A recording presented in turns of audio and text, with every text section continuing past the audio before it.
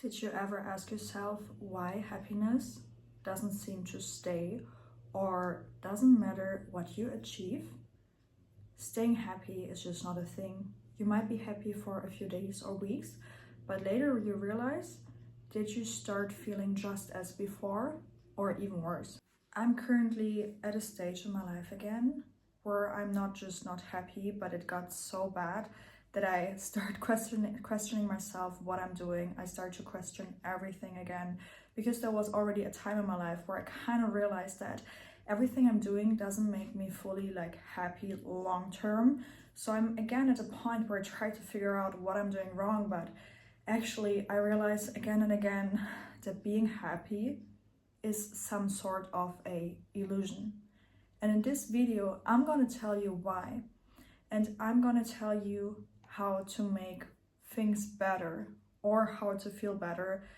And trust me, the way is not seeking happiness, especially not in the outside. First things first. What do we believe about happiness? What do we think we know about happiness? So happiness mostly is seen as something that we can reach. We think when we have the perfect job, the perfect partner, the perfect life, happiness is a permanent state. But this is a problem because this is not how it is. Happiness was never meant to be a permanent state. And we think that once we have all the external conditions that we need to be happy, we will be happy when we have that. And we will feel complete. But this way of thinking only leads you to go for the next thing, trying to achieve the next high, the next goal, the next success. It's actually a circle which does not give you freedom, but which makes you stuck. So you're chasing after this feeling all day long. But for what? Let's look at what happiness actually is in a scientific way. According to neurochemicals, happiness is basically a mix of chemicals in our brain. It's dopamine.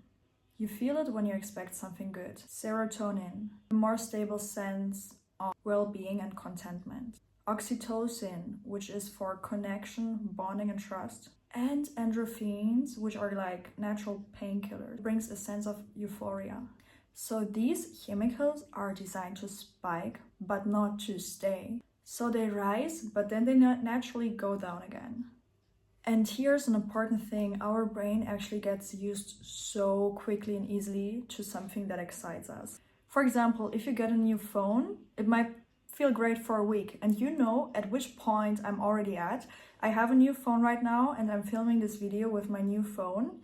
Unfortunately, my old phone is broken, so I had to get a new phone. And of course, I was a bit excited to have a new phone and to even be able to just get a new phone like that. But I didn't even bother anymore because things like that are so normal now, that you get new things, right?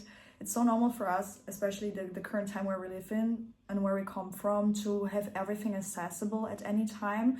So new items make us happy for a bit, but then we kind of forget about it or we get used to it. And just wanted to say that because I have this phone for 2 days. I don't want to seem like too extreme or ungrateful, but I'm happy about it, but it's not like huge excitement. And it's not that I'm like, wow, new phone. Is like, yeah, I get used to it anyway, so what? I know I should probably not be thinking like that, but this is the whole point why I also make this video. So let's come back to the topic. So this is actually called hedonic adaptation. So when you achieve a goal, it feels amazing for the moment. But then after a few days, you might feel nothing anymore. And that's actually so tricky, because imagine you achieve something and then you expect yourself, since you have achieved it, to go further next time.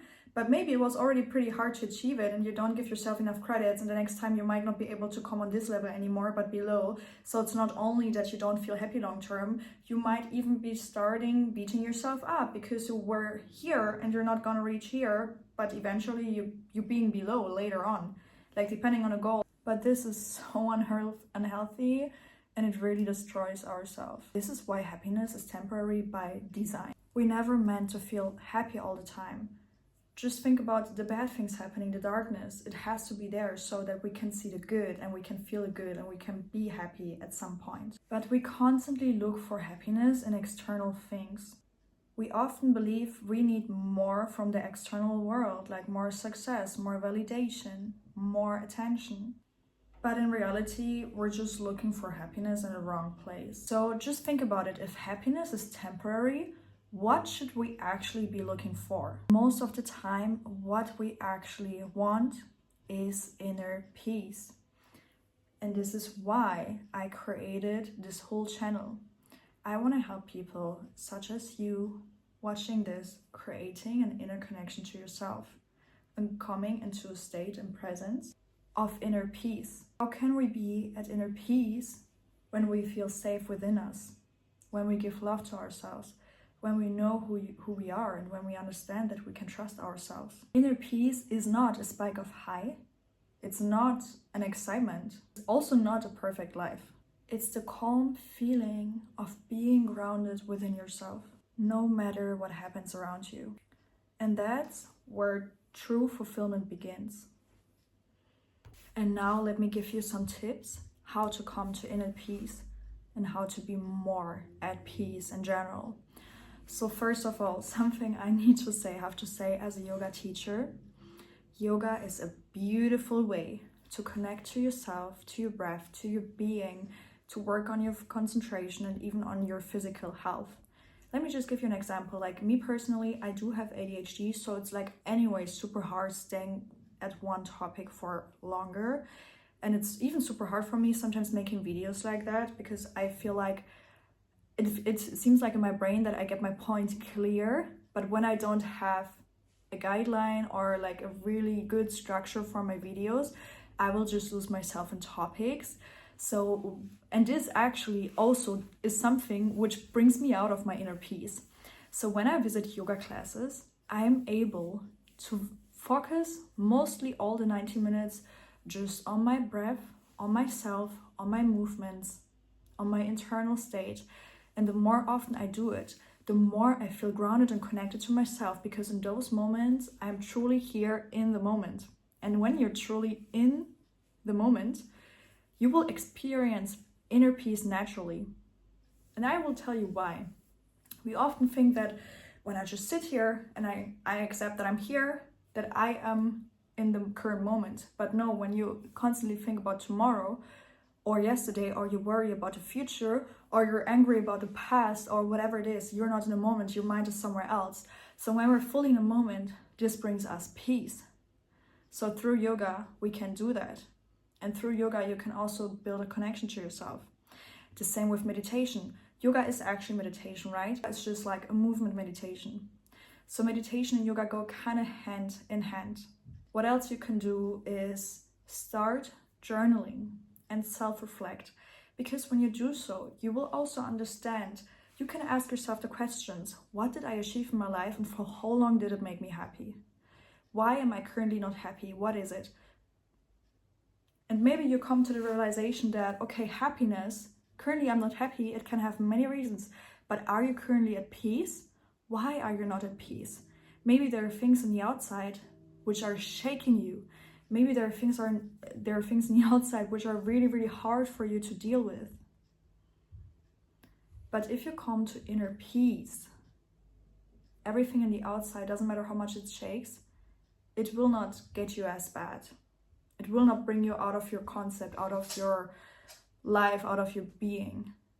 It might bother you, but you will be able to come back to yourself when you have this connection to yourself. So start journaling. Honestly, start speaking to yourself. What I often do is I just take my phone and I make voicemails to myself.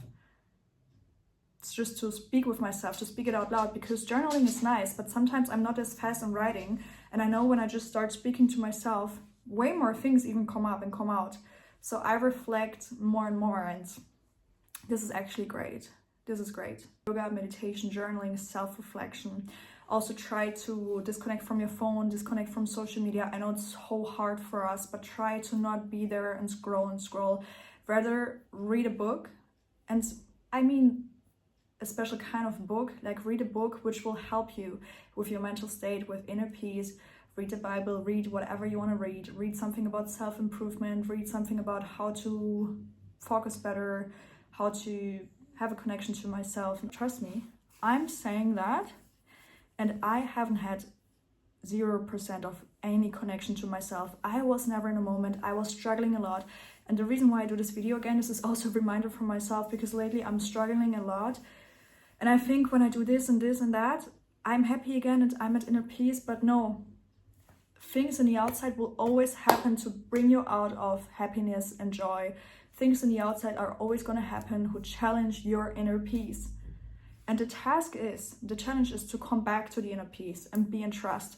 And this is so hard. I know I'm saying this, but I know that I can do it because I've been doing it before and I'm on the way to do it again. And I want to help people out there to do the same. This is why I make this whole channel. This is why I post guided yoga flows. Yoga is a way which helped me so much. It truly changed my life. So when you want to learn how to connect more to yourself, please write me a DM. We can set up like a little talk together and we can find out what your specific current problems are, and we can set up a plan how to make you feel better, how to make you have a connection to yourself and come to inner peace. I'm so happy to help with personalized meditation and yoga flows, and also talking about what has helped me. So if you enjoyed this video, please let me know in the comments what you think about it. Please follow, share and subscribe, and hopefully see you next time. Have a wonderful day.